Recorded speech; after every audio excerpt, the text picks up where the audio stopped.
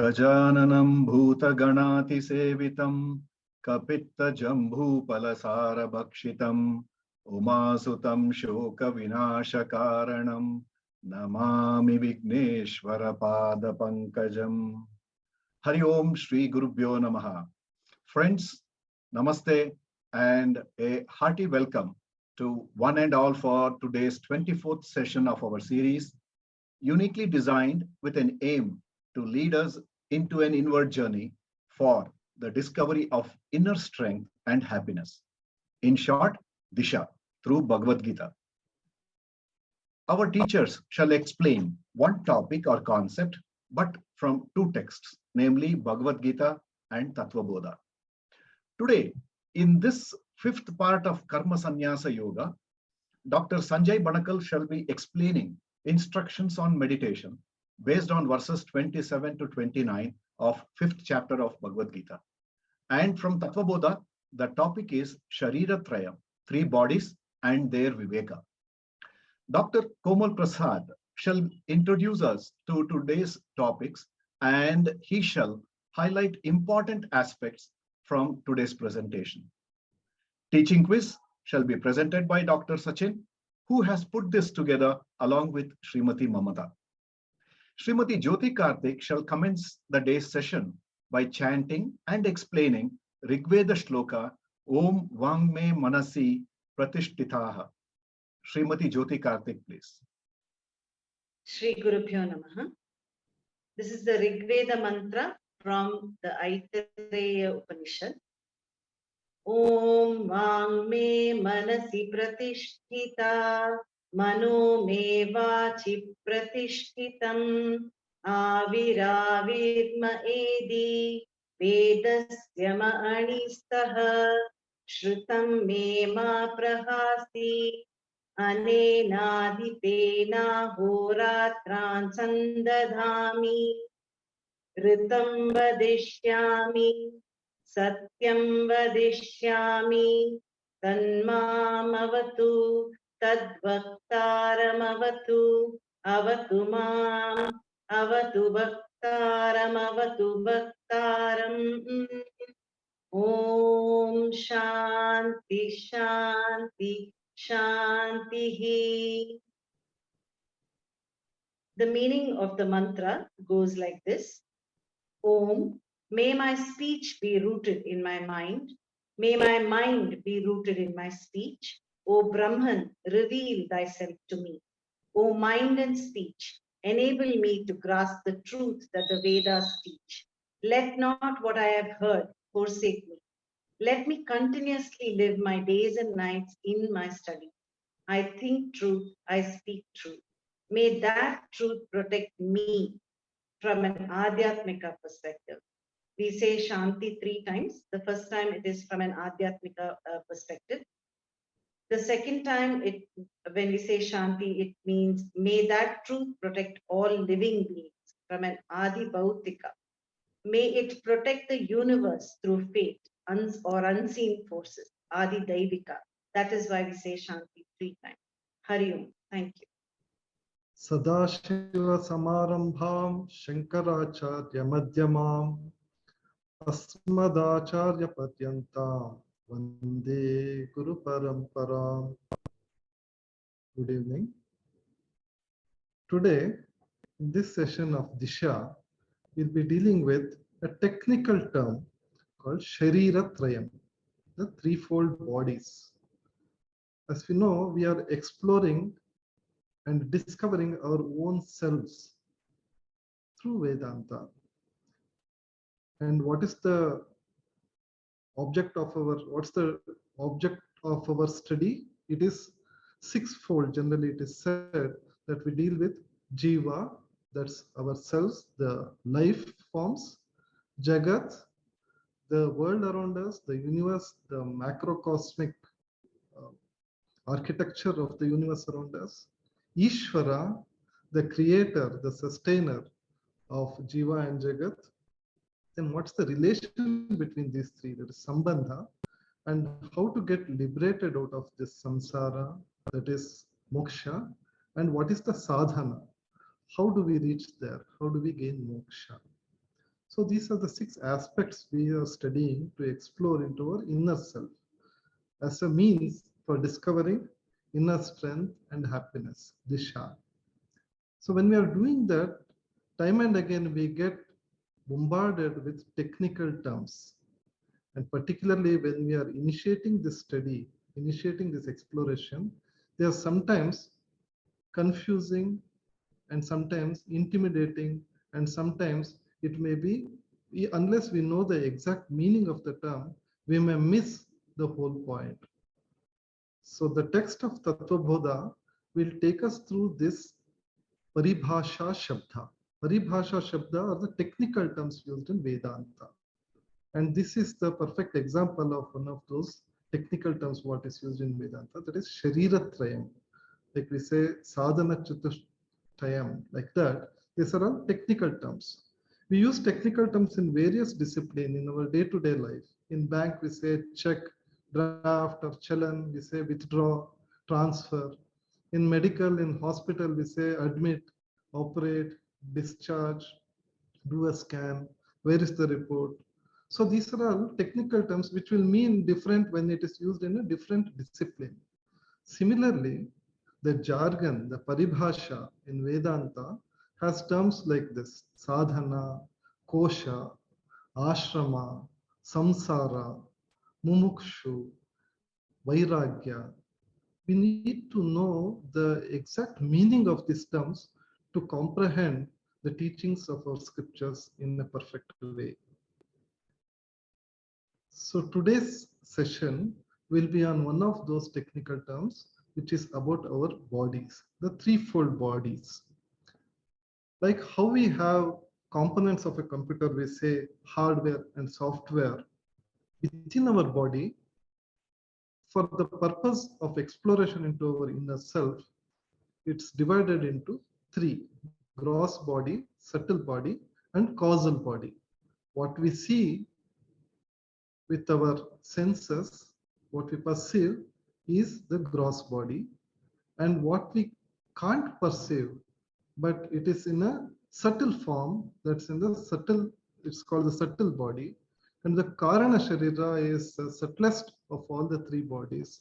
So these are the 3 technical terms which on the first look looks a little confusing, and unless we explore and understand the details, definition of this, it will be difficult to go further into exploration of Jiva. So in today's session, Dr. Sanjay Kumar Banakal will be taking us through these definitions in detail, the 3 bodies and their viveka, that is the Sharīra Trayam.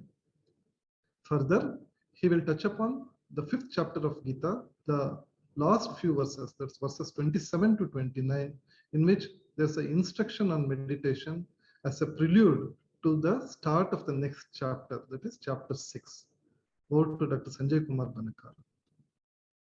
Om Shri Gurubhyo Namaha.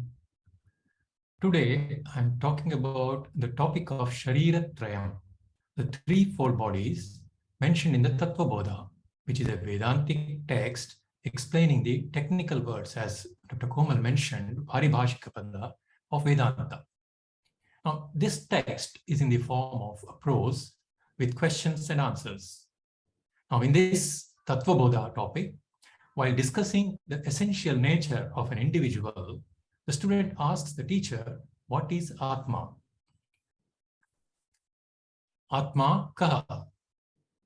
The teacher answers, sthula sukshma karana sharira vedic panchakoshatitaha san avasthatraya sakshi sachidanandarupaha san yastishtati sa atma. So the teacher says the Atma is sthula sukshma karana sharira vetiriktaha. And he says it is panchakoshatitaha and avasthatraya sakshi. So here the teacher is mentioning 11 terms which do not belong to Atma. They can be called as anatma. So Atma is other than these 11 terms. So he mentioned about the threefold bodies, sthula, sukshma, karana, sharira. the 5 layers of our personality, the Panchakosha, and the 3 states of experiences, Avastha Trayam. So in this talk today, we are concentrating on Sharīra Trayam, that is sthula, sukshma, karana, sharira. In English, they can be called as sthula sharira is a gross body, sukshma sharira is the subtle body, karana sharira is the causal body. Let us go into the details of this as mentioned in the Tattvabodha. So the student asks, what is this gross body? The teacher says, Panchikrita Panchamahabhutai Kritam Satkarmajanyam Sukadukhadi Bhogayatanam Shariram Asti Jayate Vardhate Viparinamate Apakshiyate Vinashyatiti Shad Vikaravat Etat Sthula Shariram. The teacher covers 4 aspects in this description of his anatma, namely the cause, the function, the nature, and the condition of the body. So let us go into the details of these one by one. The gross body obviously is gross, meaning perceptible to our sense organs. It is not only perceptible to us, it is also perceptible to others. That is what is known as Indriya Gocharam. So there is no doubt about it. It is very easily understood about this gross body because anybody can perceive this. So what are the causes? How is it made? So the Swami Paramarthanandaji says that there can be a general cause, which is a common cause for all the physical bodies. Now, Tattvabodha says that our gross body is made up of 5 fundamental elements. Pancha Bhutas, they are gross. Panchikrita, that means grossification of these Pancha Mahabhutas. These are different from the elements that we study in science. Here it is mentioned as Akasha, space, Vayuhu, air, Agnihi, fire, Apaha, water, and Prithvi, the earth. So our body is made up of these 5 elements. This is common for all the physical bodies which we see in the world. Now, apart from this, is there any other cause? There's a specific cause which varies from individual to individual. We know that each individual is different and they are not the same. So what causes these differences in each individual? For that, the teacher says it is Satkarmajanyam. Here, it is determined by our previous karma. That means which determines the quality of our physical body. The scriptures say that formation of physical body is not accidental. It is determined by our previous karma. It says there can be no effect without the cause. Hence, our body is formed by the 5 elements and our previous karma, which are responsible for the creation of physical bodies. Then what is the function of the gross body? Teacher says it is Sukha Dukkhadi Bhogayatanam. This gross body serves as a temporary residence for the individual through which it can interact with the outside world and experience pleasure and pain. So this is the abode through which an individual experiences the world. What is the nature of this gross body? Teacher says that it is subject to constant change or modification. And those modifications are mentioned in the verse as Asti, Jayate, Vardhate, Viparinamate, Apakshiyate, and Vinashyati. These 6-fold modifications are Asti, that means the body is potentially existing in the womb of the mother, and then there is a birth, then it grows vigorously, and then after a certain time, there is a status quo in the growth, and the body remains the same for some time, and then it starts decaying, that is old age, and ultimately it dies. So this cycle goes on and on. So death is a form of transformation in which the body merges into the 5 elements back, just like a pot going back to the clay form when destroyed. So that is about the gross body. Then we move on to the subtle body, sukshma sharira. So what is this sukshma sharira? Teacher says it is apanchikrita panchamahabhutaihi kritam Satkarmajanyam, Sukadukkadi Bhoga Sadhanam, Pancha Jnanendriyani, Pancha Karmendriyani, Pancha Pranadaya, Manaschaikam, Buddhischaika evam, Saptadasha Kalabhi, Sah Yattistati Tat Sukshma Shariram. He's given a big description about the subtle body. What is that? Let us see again as per the divisions which is mentioned earlier. So the condition of the subtle body is such that it is subtle. Unlike the gross body, it is imperceptible to others. That means it is indriya agocharam. The mind, which is the component of a subtle body, is partially known to oneself, but others will not be able to see the mind, my mind. That's why it is partially known. Hence, it is much subtler. That is why it is known as a subtle body. Now, what causes the subtle body? In the subtle body, just like a gross body, we have apanchikrita panchamahabhutai, the same 5 elements, but they are subtle, they are not grossified. These subtle elements, they constitute the subtle body. And that is the general cause for all the sukshma sharira. And what is the specific cause for an individual sukshma sharira? Teacher says it is also dependent on our previous karma, similar to the gross body. That's why he says it is sat karma janyam. Now, subtle 5 elements, along with the previous karma, that is a punya papa, it is responsible for creation of all subtle body. Now, what is the function of the subtle body? Teacher says it is sukha dukkadi bhoga sadhanam. Now, it's like an instrument with which a person contacts the external world. So all these subtle instruments are used to contact the external world.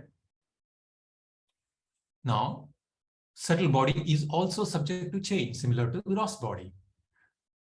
For example, the mind, which we know changes so rapidly, so frequently. So subtle body is also savikara. And subtle body doesn't die at the time of death to the gross body. It survives and takes up another gross body, continuing for several births, and it dies only at the time of cosmic dissolution.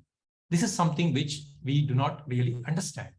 We can see a gross body dying and perishing, but we cannot realize that the sukshma sharira, the subtle body, do not die at the time of death. So it is carried on further, and it looks for another gross body to take up another birth yet again, and goes on and on for several births. So that is why this is punarjanma, and the sukshma sharira gets dissolved only at the end of cosmic dissolution, which is known as pralayam. Now, what constitutes the subtle body? Author mentions there are 5 instruments of knowledge, that is pancha jnanendriyani, 5 instruments of action, pancha karmendriyani, 5 forms of energy, 1 mind, and 1 intellect. So what are these 5 instruments of knowledge? We'll look at the jnanendriyani first. He says it is shrotram, tvak chakshuhu, rasana dhranam iti pancha jnanendriyani. He has mentioned ears, skin, eyes, and nose are the pancha jnanendriyani. Now, what are their functions? We'll be seeing later on.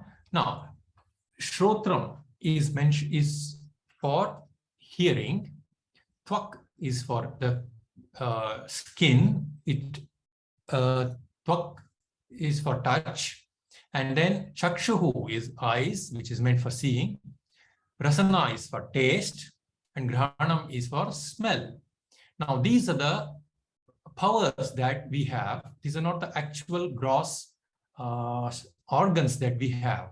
These gross organs are in the gross body, but in the subtle body, we have the power to perceive all these through these organs. So that is why these are the subtle pancha jnanendriyani. Now, teacher says that we have a limited ability to perceive these various faculties, but we have a higher faculty, a larger power that we call it as devata. Now, we know that we have a limited ability to sense, whereas a dog may have a different ability. It may have a higher ability of smelling. So that faculty is limited in particular individuals, and it varies from individual to individual. So when we have a total power in the cosmos, that is known as Devata. And for hearing, we have a Devata, what is known as Shrotrasya Dig Devata. Similarly, we have for touch, Vayuhu, Chakshuha Surya, that is for eyes, we have Surya, Rasanaya Varunaha, Grahanasya Ashvinau, Iti Jnanendriya Devata. So these are the Devatas which are mentioned for various subtle instruments of knowledge. Now, among these Devatas, all Devatas put together forms the collective power of the cosmos. And that collective power is known as the God or Ishvara. Next, what are the fields of instruments? In the fields of instruments of knowledge, what are their objects? What are the fields? Let us see. Now, Shrotrasya, this is the ear. Its Vishaya is Shabda Grahana. It is to perceive the sound. Touch is for skin. And vision is for eyes. Rupa Grahanam, that is to perceive the form. Rasana, for tongue we have taste. Rasagrahanam, and Grahanam, for nose we have smell, Gandha Grahanam, iti. So the whole world can be divided now into 5 segments according to the instruments of knowledge that we have. So we perceive only sound, smell, taste, form, and touch. These are the 5 segments that we perceive. Now, what about the next one? That is the Karmendriyani. Teacher mentions about the 5 instruments of action. That is Vak, Pani, Pada, Payu, Upasthani iti Pancha Karmendriyani Vacho Devata Vagni Hastayor Indraha Padayor Vishnuhu Payor Mrityu Upasthasya Prajapatihi iti Karmendriya Devata. So similar to the organs of knowledge, now the instruments of action, he mentions about Vak, which is the speech, Pani is the hand, Payu, Pada is the feet, Payu is the excretory function, excretory organs, Upastha is the reproductive organs. In this way, we have 5 Karmendriyani. Now, each of these, again, it is a power. It is not the gross organs that we have mentioned earlier. That belongs to the gross body. This power belongs to the subtle body. Now, for each one of them, we have a Devata, which presides them. For speech, it is Vahni. And for hand, it is Indraha. For feet, it is Vishnu. For excretory, it is Yamaha, Mrityuhu. Upasthasya, that is reproductory organs, it is Prajapatihi, iti Karmendriya Devata. What are their fields? Now, the instruments of action have their respective fields, and it is mentioned in this verse, Vacho Vishayaha Bhashanam, is speech, for organ of speech. Then we have Panyo Vishayaha Vastu Grahanam, to hold the various objects, that is the work of the hand.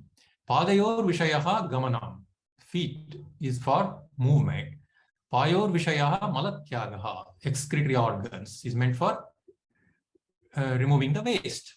Upasthasya Vishayaha, the reproductive organs are meant for Ananda, iti, for happiness. Now, in addition to this, he mentions about 5 forms of energy. That is the Pancha Pranaha. Now, these Pancha Pranaha are something similar to biology that we have studied. He mentions about 5 pranas, that is Prana, Apanaha, Vyanaha, Samanaha, and Udanaha. Pranaha deals with the function of the respiratory system. Apana is excretory system. Vyana is the functioning of the circulatory system. Samana is the functioning of the digestive system. And Udana is the reversal function, which functions quite very rarely and sometimes during emergency situations like vomiting, poisoning, etc. So these are the 5 forms of energy. Now, in addition to this, author mentions there are 2 factors, that is the mind and the intellect. He says 1 mind and 1 intellect. This is what is mentioned in the Tattvabodha. However, in the scriptures, there are 2 more added to this, and they are collectively known as 4 Antah Karana. So let us look at this. Mind. Mind is a faculty which is doubting. That is, it is sankalpa vikalpatmaka manaha. Whether to do or not to do is the mind, is the nature of the mind. Now, this is the doubting faculty, and it is also an emotional faculty, and that is the mind. Now we have another is buddhihi, that is intellect. Intellect is the rational faculty, which is nischayatmakam. That means this is the one which makes the decision. Now, intellect usually takes over the mind and makes a decision regarding any particular situation. That is the function of the buddhi. Next, we have memory. This is not mentioned in Tattvabodha, but in the scriptures we get this. Memory is a recording of a past events in our mind. So that is chitta, memory. And then we have ego, another important function, that is I. This is the one which identifies constantly with the gross body. This is a very important feature of the mind, that any transactions that we do in the world, which ultimately relates to this I. And because of this I only, we are able to conduct our transactions in a waking stage and also in a dream stage. With that, we complete the gross body and the subtle body. Now we'll move on to the causal body. Teacher asks, what is this karana shariram kim? He says it is anirvachya anadi avidyarupam shariradvayasya karana matram satsvarupa ajnanam nirvikalpakarupam yadasti tat karana shariram. Now, what is the function of this causal body? Till now, we were able to understand the gross body because it is indriya gocharam, sukshma sharira, the subtle body. Even though it is indriya gocharam, we can understand because mind, etc., are we able to understand. But regarding the causal body, it is totally difficult, and only scriptures can talk about it and will help us in understanding this particular topic. Now, the function of the causal body, according to scriptures, is it serves as a seed for both gross and subtle body. That's what it is meant by the teacher saying it is a sharira dvayasya, gross and the subtle bodies together. It is a seed for those two. That is sharira dvayasya karana matram. Now, according to the laws of conservation of matter and energy, matter can neither be created nor be destroyed. Now, creation or dissolution is merely a transformation from one form to another. So, if we say that a sthula sharira or sukshma sharira has died, sthula sharira dies at the time of death, sukshma sharira dies at the time of pralayam. Now, what happens to that? But according to this law of conservation of matter energy, that cannot perish, it cannot go away. It merely is a transformation from one form to another form. So now, in this causal body, it becomes a seed. So there is a seed form of the gross body and the subtle body. So manifestation to unmanifestation, we can call it as pralayaha. Unmanifestation to manifestation is creation or srishti. So our universe is always existing in either a manifest form or an unmanifest form. What is this condition of the causal body? Now, causal body doesn't have any differences. If we can see the seed of a tree has got so many structures which we can see, leaf, root, stem, etc. But all these things are condensed in the seed form, which is very difficult to identify this. So the differences are lost in the seed form. So that is what is meant by an undifferentiated form. And in the Tattvabodha, the teacher says that it is nirvikalpaka rupa. So if it is nirvikalpaka rupa, then what is its nature? He says it is swarupa ajnanam. That means there is total ignorance. When there is subject-object differentiation is clearly known, that happens only during manifestation. The manifestation or srishti, we see the differences everywhere.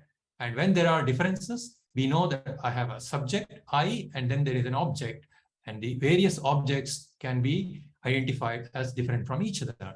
This subject-object differentiation can exist only in the manifestation, only during manifestation. Now, during a causal state, this duality is totally lost. when this duality is lost, then how can we talk about of you and of I and others? So hence we cannot talk of any knowledge during this causal state, and we can talk of knowledge only when there are differences. That is why the teacher says that it is of the form of, in the nature of total ignorance. He also says it is anadi. Now we have a cause for the gross body, we have a cause for a subtle body. But what is the cause of the causal body? Now, if you say that, then it looks absurd, and the teacher, that's why he says it is beginningless. It being the cause of everything, it cannot be the effect. And it is anirvachya. Teacher says it is anirvachya, which is a technical term mentioned for mithya. All anatmas are mithya, and only atma is a reality as mentioned in the scriptures. Now we know that the gross body dies at the time of death. Subtle body dissolves at the time of cosmic dissolution. What happens to the causal body? Now, causal body gets dissolved only once at a lifetime, and that is only at the time of liberation. And a person who is liberated will not identify with any of these three bodies.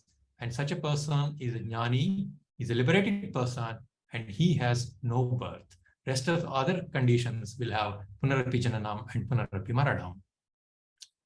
So that completes the topic of Sharīra Trayam, that we discussed the anatma portion of the threefold bodies mentioned in the Tattvabodha.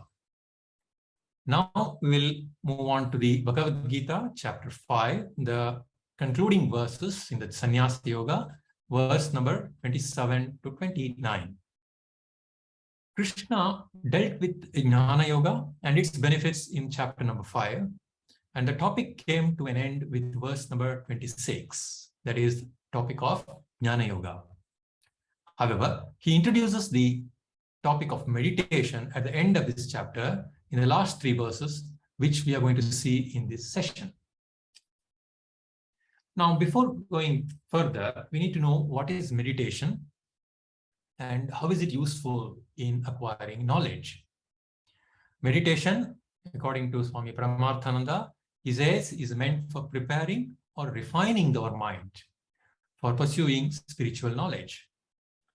So this preparation or refining the mind is the sole purpose of meditation. And this is known as upasana dhyanam when performed before acquiring the spiritual knowledge. Now, he makes it clear that meditation will not produce knowledge. Knowledge can only be gained through Jnana Yoga, which involves Shravanam and Mananam. Going through Shravanam and Mananam itself should produce knowledge and liberate oneself from samsara. However, generally one does not see any transformation in the behavior due to our habitual notions. There is something which is obstructing to gain this benefit. Now, the knowledge remains at the superficial level as just the information. In order to remove these obstacles, scriptures prescribe meditation after Shravanam and Mananam. And meditation done after the gaining of knowledge is called Nididhyasanam. So we have 2 types of meditation. Meditation done in the beginning of gaining knowledge is known as Upasana Dhyanam. Meditation done after the gaining of knowledge is called Nididhyasanam. Now, Nididhyasanam is dwelling upon the teachings of the scriptures regarding Atma to remove the habitual notions. And this is called as Atma Dhyanam also, that is meditating upon my essential nature. This helps in assimilating the knowledge gained through Shravanam and Mananam to strengthen my conviction. So in the last 3 verses, Krishna briefly mentions the initial steps to be taken for meditation, the process of meditation, and the benefit of meditation. So in verse number 27, he says, Sparshan krutva bahirbahanscha chakshuschaiva antare bhuvo pranapanam samau krutva nasabhyantara charinam. Here he describes the technique of meditation, wherein one should keep our external sense objects away from our mind while sitting for the meditation. This has to be done after the initial preparations, like choosing an appropriate time, a place, and adopting an appropriate posture, which will be described later in detail in the next chapter by Krishna himself. So the meditator should temporarily keep all the external sense objects out of the mind, and after fixing his sight between the eyebrows, that is to remove the external. Eye is a powerful sensory organ which brings in a lot of information in the form of sight. So by closing down the eyes slightly, we can concentrate on the mind, and one should regulate the breathing. Now, the technique of regulating the breathing is that it should be equal, like inspiration or expiration, or one should observe one's own normal breathing. Now, this has an effect on the mind, wherein the mind gets calmer and calmer. That is the reason why this pranayama is to be practiced during meditation. Now, further steps are given in the next verse. He says, Etendriya manobuddhi munir moksha parayanaha vigate cha bhaya krodo yaha sada mukta eva saha. He says, having restrained the sense organs, Etendriya manobuddhi, indriya means sense organs, manaha, mind, buddhi is intellect. So these are the ones which are constantly taking us outside to the outer world. So one has to restrain them voluntarily while being seated for the meditation. This is a temporary, one has to become a temporary sannyasi. Now with this, he will have to be free from the desires, the vigate cha bhaya krodaha, desire, fear, and anger. And with this, which is the goal, he has to have liberation as the supreme goal. And my eyes and my mind is fixed on the liberation. One who meditates upon the self, he gets liberated forever. That is what is mentioned in the verse number 28. Now in verse number 29, he gives the benefit of this meditation. He says, Bhoktaram yajnatapasam sarvalokam heshwaram sukhrudam sarvabhutanam jnatva mam shantim richati. So what is the object of meditation? That is me. That is God knowing me, he says, by gaining the knowledge, who is the receiver of rituals and austerities, Bhoktaram yajnatapasam, who is the supreme lord of all the worlds, that is Sarvaloka Maheshwaram. And what kind of a person he is? God is a well-wisher of all beings, Suhridam Sarvabhutanam. By knowing such a person who resides in the heart of all living beings, one attains peace. Thank you. Hari Om. Thank you, Dr. Sanjay Kumar Banakal, for a wonderful description and an elaborate explanation about Sharīra Trayam. Sthula, sukshma, karana, sharira, the gross, subtle, and the causal bodies. So these are the technical terms very often seen in our scriptures, which will encompass everything about the jiva. When we are discussing or when we are exploring into that the topic of jiva, we need terms to include everything which is existing within the term what is called jiva. So because generally when we are in our regular worldly experiences, what we generally see is only the gross body. We assume many things. The software within our body is something which is existent, which we take for granted. So like when we do surgeries, Dr. Sanjay Kumar Banakal gives anesthesia for some of the brain cases in which we keep the patient awake for the safety, so that the safe regions of the brain are safeguarded. So this is a curious example where we see both the subtle aspects of the body as well as the gross aspects of the body together. When we are operating on the brain, when we are removing a bad tumor from the brain, so we'll be talking to the patient, his mana, buddhi, chitta, and ahankara will be intact. We will be asking about his memory, we'll be testing his memory. will be testing his decision power, will be testing his feeling of I, that ahankara. So all these things will be intact, which will be seen separately. The gross and the subtle bodies will be seen separately in a dramatic, vivid manner when we are doing this kind of some surgeries on the brain. And what he does at the end of the procedure, he deepens the level of anesthesia, where that feeling of I, that ahankara, gets dissolved, like in the state of deep sleep, and we come into a state of karana sharira, the causal body. We need a name for that state because it can't be nothingness, because it springs back when he reverses the patient from anesthesia. So what we have in this technical jargon, in this Vedāntik technical paribhasha shabda, is an all-encompassing terminology to include everything in the physiology and anatomy of human form, of jiva. So we need these terms when we explore into jiva further. And we need to revise and remember this often, so that we won't get wrong impression, or we won't get misled by taking their regular meanings. So these definitions are very important, and we need to touch upon them often to make sure when we are dealing with these technical terms that we are taking the purport in a very clear way.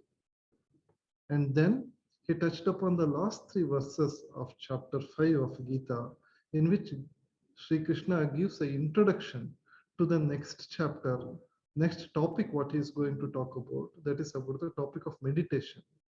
And he clearly mentioned the 2 aspects of meditation. Meditation is not something through which you gain knowledge, you gain liberation.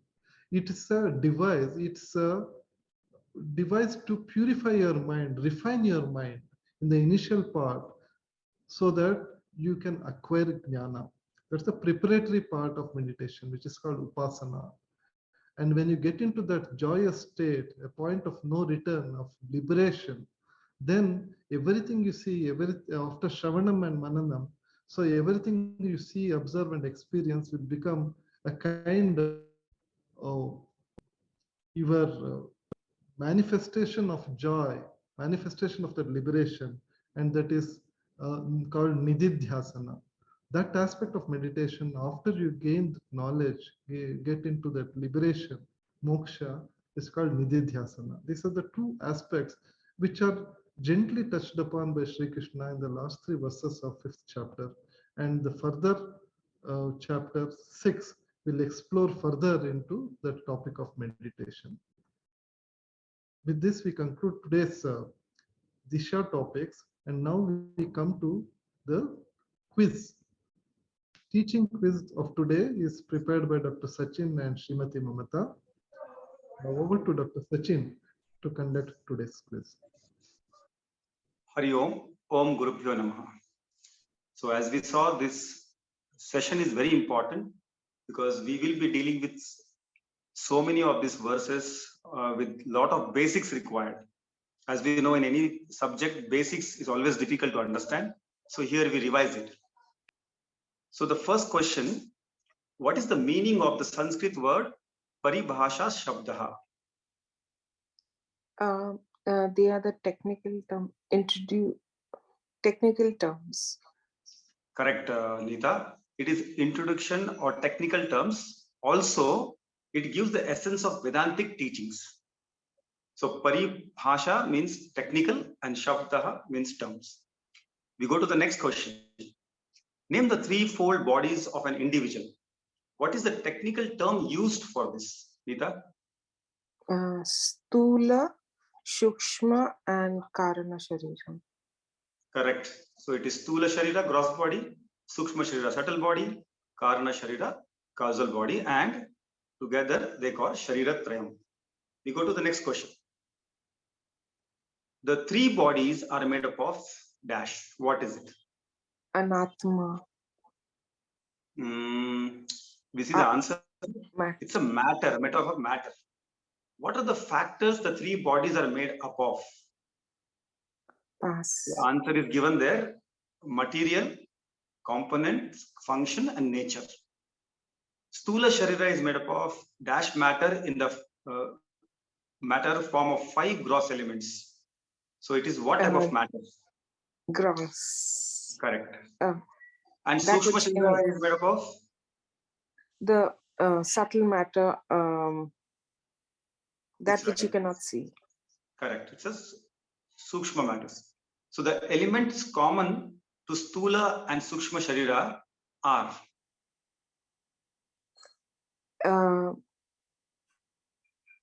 The 5 elements. Akasha, space; Vayu, the air; Agni, fire; Jalam, the water; and Prithvi, the earth. Karana Sharira is made up of dash form of matter in the form of 5 subtle elements. Pass. Causal, or the subtlest element. We go to the next question. Avidya means ignorance. What does this mean from the context of Sharīra Trayam, from the following 4 options? Sthula, Sukshma, Karana are all. What does it mean? Oh, you do not understand what so is it would be, so it would be definitely not Sthula, not Sukshma, but Karana. So the answer is Karana Sharira, correct? Yes. Of the 3 bodies, which one says the longest and stays the longest and how long? Karana Sharira, it till you get moksha. Correct. Till you dissolve, the Jivatma completely merges into the Paramatma. What is the longevity of Sukshma Sharira? Till Pralayam. Correct, exactly. Till the Pralayam, your Sukshma bodies, and the Sthula Sharira has a very limited amount. Like we know, we all have 80 years in this life, maximum, 80 to 100 years. Yes, next. The question, what are the components of Sthula Sharira? All that you can see, the head, the trunk, and the limbs. Correct. So the things which helps us to walk is legs. The things which helps us to do the work, hands. The head to see, taste, smell, and central body, the Atma. Here it's considered as trunk. What are the components of Sukshma Sharira? This is little difficult. Can you answer? The 19 components, Correct. The pranas, the karmendriyas, Pancha Indriya, Pancha Karma Indriya, Pancha Jnana Indriya, the 5 gross elements, and the Chatvari Antakarnani. So that 4 things, Mana, Buddhi, Chitta, Ahankara. So that all 5 into 3 is 15, plus 4, 19. So 19 components of Sukshma Sharira. Now last question here, what are the components of Karana Sharira?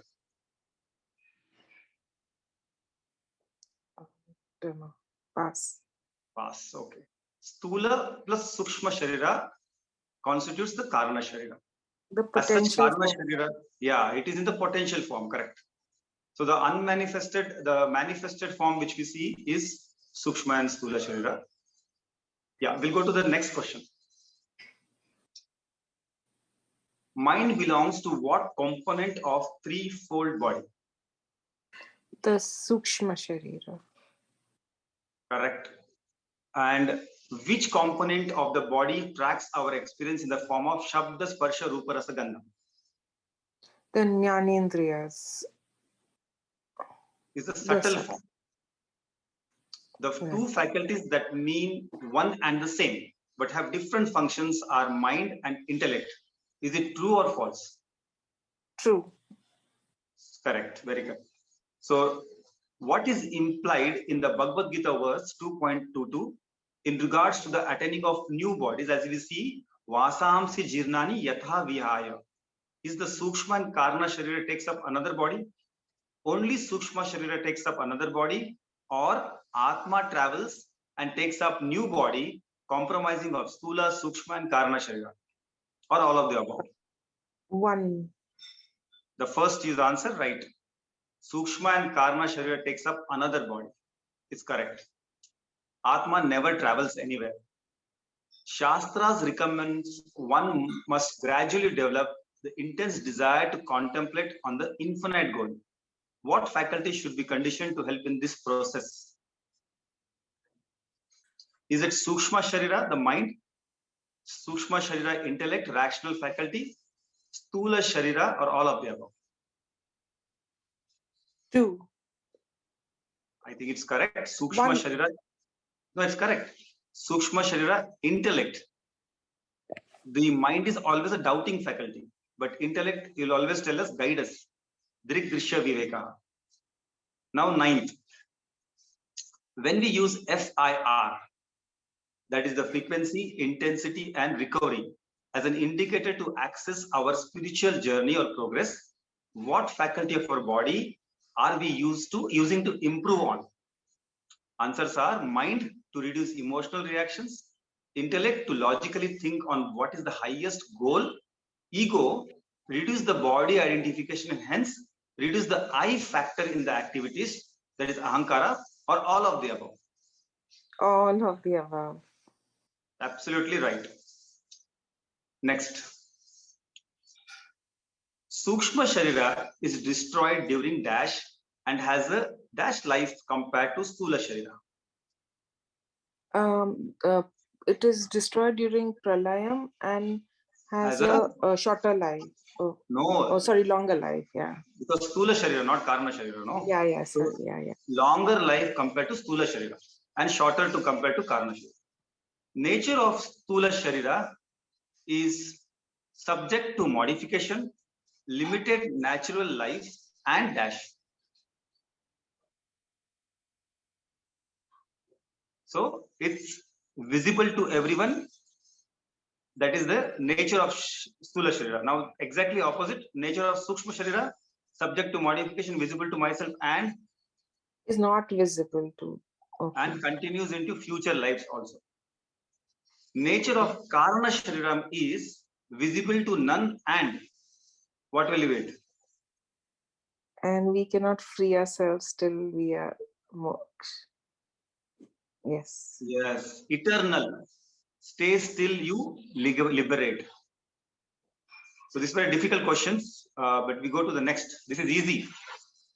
Now we just match the following two columns with the asti. What do you think asti is? Existence in the womb of the mother. Fantastic. Jayate. Birth. Birth, correct. Vardate is growth. Fantastic. Now, viparinamate. The modification continues. The changes continues. Growth is stopped. Apakshiyate.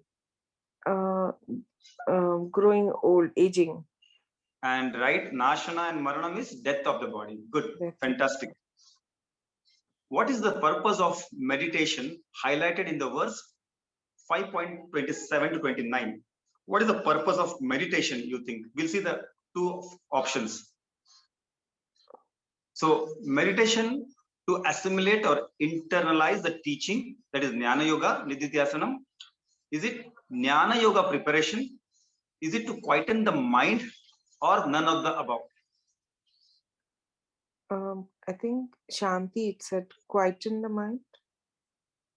It is meditation to assimilate or internalize the teaching of Jnana Yoga, Nididhyasanam.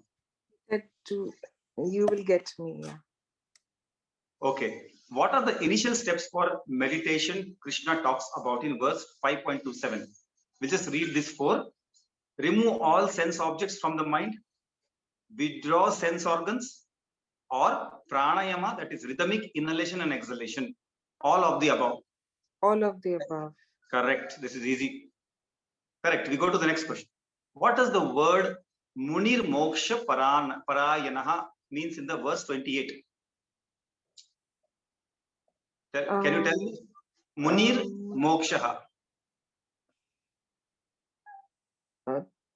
One who is achieving knowledge, one who is getting knowledge. Yes, Munihi means meditator. Okay. The meditator should only focus on moksha as revealed in the scriptures. So Munir Moksha Parayanaha. That is the meaning of 5.28. Next question, please. In 29, Krishna says, meditate upon me, on the Lord, Sarva Bhutanam Mam. What does that he imply by saying this? Located in the heart of all living beings, or all pervading Brahman, or reflected consciousness, or all of the above? All pervading Brahman. I think you're right. Or Okay. it is all four are right. So located in the heart of all living beings, pervading Brahman, and reflected consciousness is Sarva Bhutanam Mam. Thank you very much. Having concluded Gunatraya Vibhaga Yoga, chapter 14, and also the summary session recapping important learnings of the chapter, we have understood how to be a Gunatita. The final goal of all sadhakas is moksha. Lord Krishna says moksha is samsara nivritti. But what is samsara? What are the sadhanas or methods or disciplines for samsara nivritti, that is removal of samsara? Answers to this and much more are covered in our forthcoming sessions on the 15th chapter, Purushottama Yoga. Only with 20 verses, it is one of the smallest chapters in the Gita, but it is one of the most important Vedāntik chapters, dealing in three important topics, excuse me, topics of the last Shatkam, namely Gnana Yoga, Aikyam, and Sadguna for the Aikya Gnanam. Do remember to join us on Friday, 2nd September at 6:45 p.m. for our 113th session of Bhagavad Gita verse by verse. Friends, on behalf of Param Vedanta, I would like to express a hearty thanks first to all our participants for joining us for today's session. To Srimati Jyoti Karthik for chanting and explaining the divine shloka. To Dr. Komal Prasad for giving us the introduction as well as for highlighting important aspects of today's topics. Dr. Sanjay Banakal for your excellent presentation supported by illustrative slides. To Dr. Sachin and Srimati Mamata for a wonderful and educative teaching quiz. Friends, that brings us to an end of another wonderful session. Om Purnamada Purnamidam Purnat Purnamudachyate Purnasya Purnamadaya Purnamevavashishyate. Om Shanti Shanti Shanti.